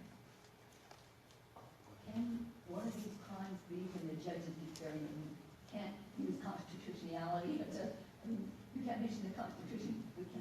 Absolutely, but I want you to go to the site where we put them in there and take a look at the charges that are on these people. And who kicks this judge out of people then? We take them to we the people, common law grand jury. The grand jury makes the decision. Now, You've done that before? Now, if they're not, yes, and if they're not worried, okay, I'm telling you, they are worried. Why are they worried? Well, who cares what Shawna's doing? Really? Who cares? It's not in your courtyard. It's not in your court. So why are you worried if I asked you for the oath and your bond? Because they know what it means. They know what comes next. And then, yesterday, I was told, if she sues all the attorneys, then nobody's going to defend anybody. Really? Good. Then they all run away, and the judge has no case. What's the value of the bonds? Do they vary? The bond, I find out that in Florida is the same one that in Oregon and in Nebraska, and the company is Zurich Insurance. They are international and insure the oil tankers, and they own, I believe, 413 trillion. What was the name again? 413. What's the name of the company? Zurich. Spell it. Zurich. Zurich. But do judges have it? They have individual bonds, so they Yes. have values set on each individual The bond. house. The The house. house. When the insurance give the bond to the city, to the state, to the To Las the Vegas, officials, right? the insurance write a contract with the judge, and the judge sign a document saying, if I damage anybody and this company need to pay the damages, the judge will lose the house and everything until the judge pay all the money that the insurance company need to pay to the victim. That's the deal. Do the judges and lawyers pay their own insurance, or does the state pay it for them? State pays it. You see why? Because we are the beneficiary. It's our money. We are the So ones who we're are paying the protected. insurance so that we can protect ourselves Yeah, from them. sir. You have, you're talking about a grand jury here, Yeah, and in the Constitution it says the grand jury makes indictments yes. before they go to trial. That's And what you we can do. do all kinds of investigation prior to that to determine whether it's an indictable situation. That's the mirror. That's what we're doing. But now where we go to trial? That's the mirror that they say. Not according to the Magna Carta. No. What the 25 says is fine. It's Amendment 7.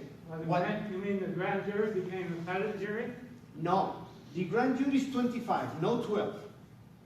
And it's final. One grand jury, that's it. For each case. What the courts did is, now we are going to take the grand jury of the Magna Carta and we're going to make it 12. And the prosecutors select the 12. And the judge select them.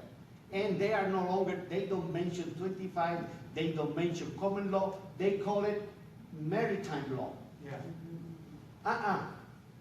This common law is forever and the judges are bound by oath to your 25. We are 25 and the process is presentment.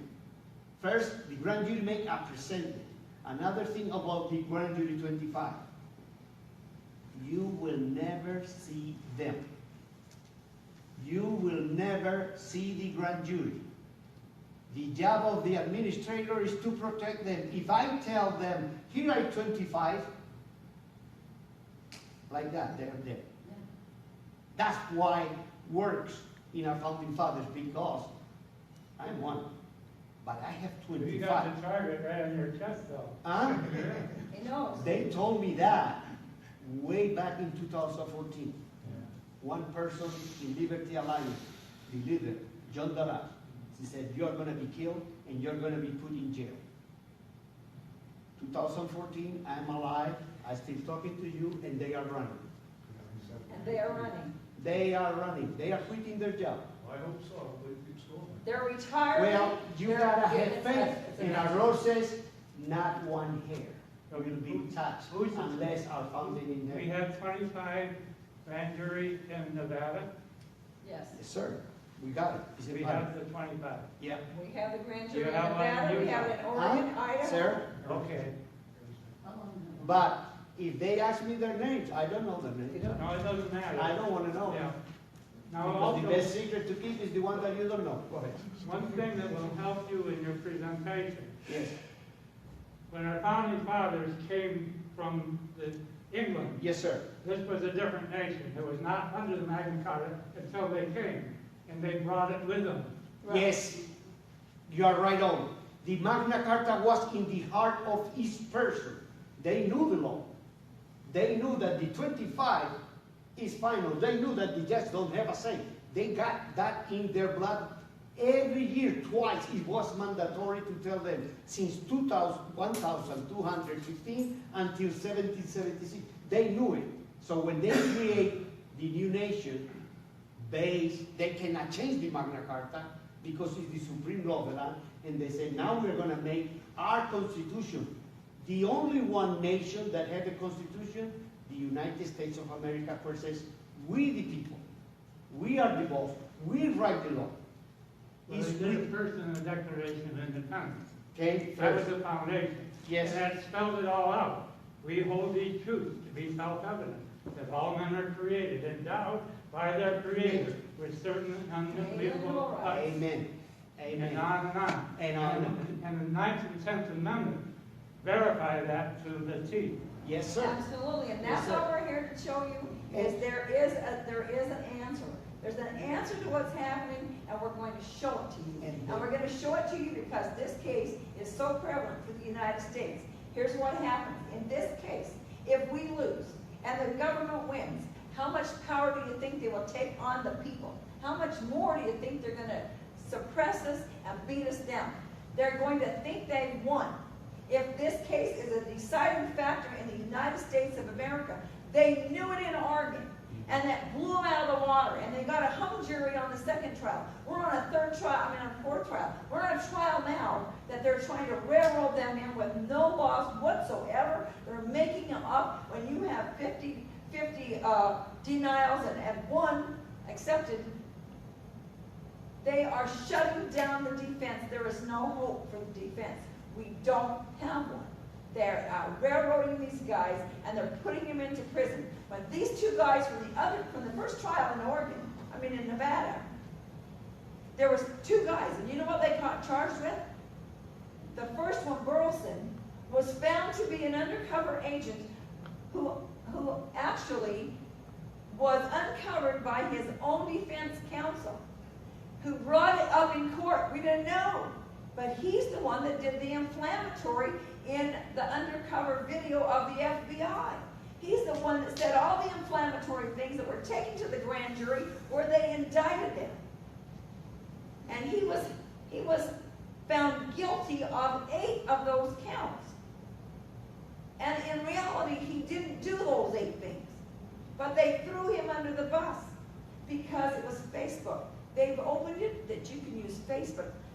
Do you put everything on your Facebook that goes on your Facebook? No. And if you like it, or you like someone else's, it is as if you wrote it yourself. So they're using all that media. Where's the 4th Amendment that says they shall not be recorded in your house? They're on your phone, they're on the TV, they're on your telephone, they're everywhere. They've got cameras, they're listening, they're in your house. Because they're using that information against you. Your 5th Amendment, you are condemning yourself because, oh, it was on Facebook.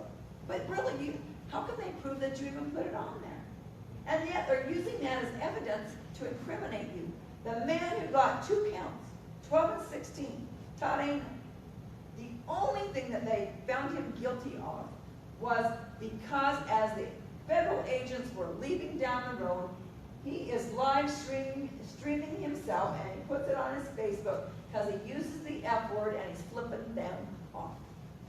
He will spend 20 years in prison because of that. Because the jury doesn't understand their rights. Because they're going off Facebook. So what happened to your First Amendment? So if you can say something, that puts you in jail for 20 years. And NDAA says you don't have to do any crime at all. We can just put you in there for no charges. I'll leave you forever. These men have been sitting in jail for 18 months, and they have no speedy trial. There is no victim.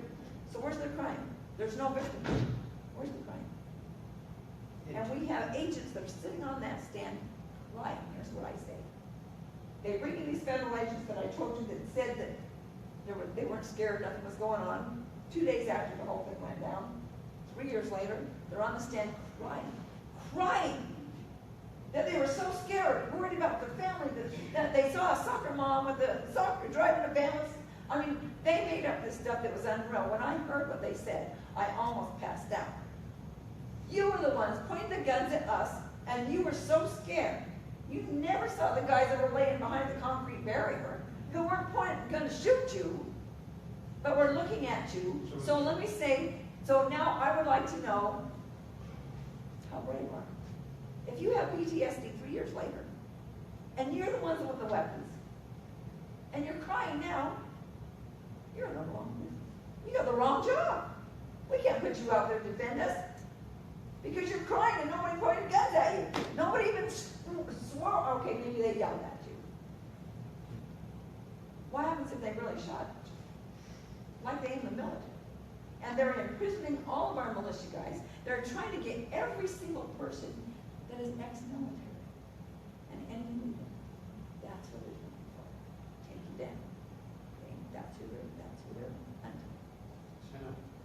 Today they revealed the court that person that she's talking about, Burleson, the prosecutor recommend today life sentence, and is sealed. The document, nobody can see it. Where is the public trial? They are breaking the Constitution all the time. You have a question? Yes, my question is, now that you filed, you sent these letters out, right? Yes. For this information and for them to prove and everything. How long, because justice will take its course, 14 days. how long before these men are free and back with their families? Well, that's a really good question. We don't know the answer to that, but here's the other thing. We have to file more letters. It's very costly. Do you know that just to serve them is $125 per letter, and we have over 300 letters, and we have to do it again.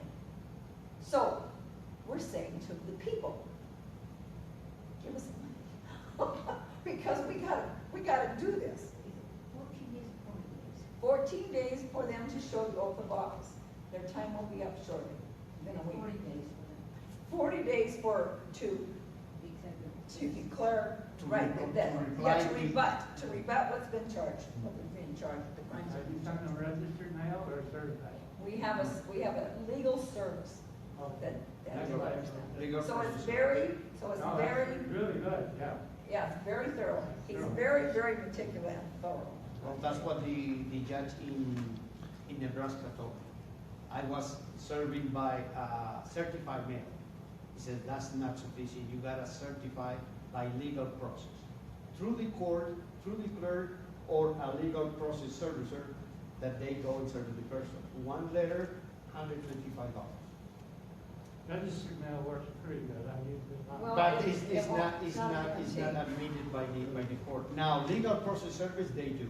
Because you have, not like a certified letter that you receive the green thing, you know? This one, you have a person that goes serve, and under oath, he make an affidavit saying, he received it, I gave it to him, here is the oath, this is my title, I'm officer of the United States, and he got it at this minute and at this hour. And sign it and give it to you back. You can do that with a notary certification a lot cheaper. Exactly, that's by the notary. Yeah. Yeah. We got a couple of notaries that aren't that quite expensive. Yeah. Well, anyway, that's how we do. But answer your question, when we are doing the preliminary thing, finding first that she is a judge or a prosecutor according to the law. Before we talk about anything, I want to know that he owns a house. Because if we find that he is breaking the law, that house goes to the victims to pay the remedies. That's a simple preliminary find out. Now, when we have the constitutional crimes in the website, when we put all together, we will call that the presentment, and we'll say presentment constitutional criminal counter complaint. demand to amend in 40 days. Affidavit under oath. Distrain means that we will take their house. That's distrain. And distress, that's what the Magna Carta says. Distress is that after we find that he did it, that he's guilty, that he got the indictment, then we go to the car and punch the tires, and we take the bicycle and take it away. We will make his life miserable until he pays the remedy for the crime. That will be in the whole community. That's how our founding father resolved it. That's what the king signed and said, if I don't go by the law, then you don't kill me, you don't kill my wife nor my kid, but you take my castle, you take my car, you take my chickens, you take my horses, take my underwear, my chattels, everything, until I pay. And his pension fund. The tangible, well, what we are. That'd be a good one. Huh? Men? They don't get arrested when they're trying to do that. Well, we are doing it by the law. And we are telling them, this is what the law says. You face the law. You broke the law. This is what the law says. And you don't have excuse because you are a judge and you know the law. You know that this is it. And they cannot deny it. The truth is one. You know, and our founding fathers, God loved them. They did it very good. They love us very good, and they resolved the problem.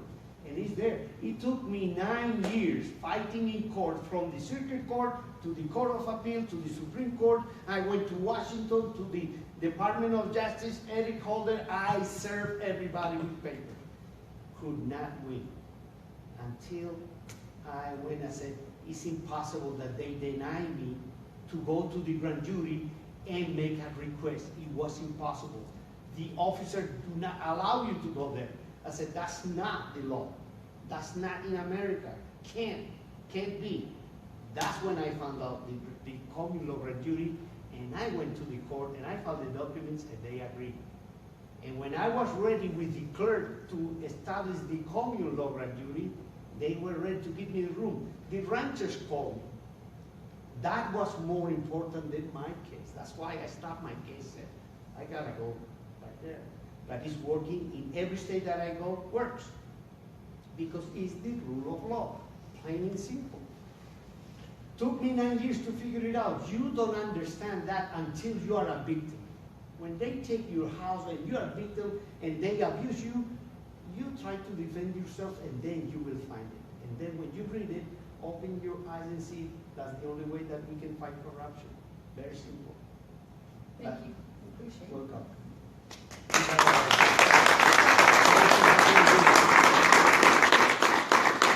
Okay, I'm going to try and show you this card. We're going to have a closing song and a closing prayer, and we're going to have to ask the church. And Okay, this is We the People, Common Law, grandjury.com.